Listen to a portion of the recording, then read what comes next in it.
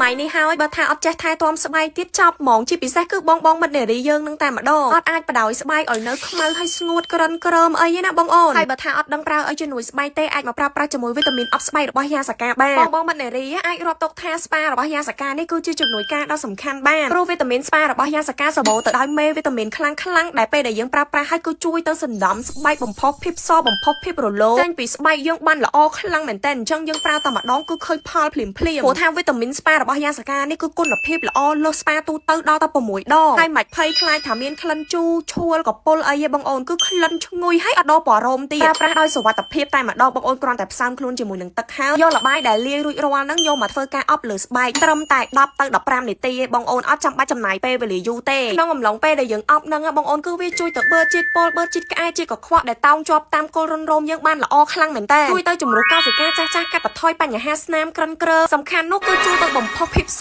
នៅលើស្បែកយើងឲ្យសភ្លឺថ្លាម៉ត់ភ្លាមក្រោយពេលដែលយើងលាងទឹកចេញចំណេញមែនតើបងអូនគ្រាន់តែលាងទឹកចេញហើយស្បែកយើងគឺដូចទៅបញ្ចូលវីតាមីនអប់ស្បែកនៅតាមហាងហើយអញ្ចឹងចំណាយថវិកាក៏អស់តិចចំណាយពេលវេលាក៏ខ្លីទៀតតែទទួលបានផលលឿនពិតប្រើតែម្ដងឯងបងអូននឹងឃើញប្រសិទ្ធភាពភ្លាមហ្មង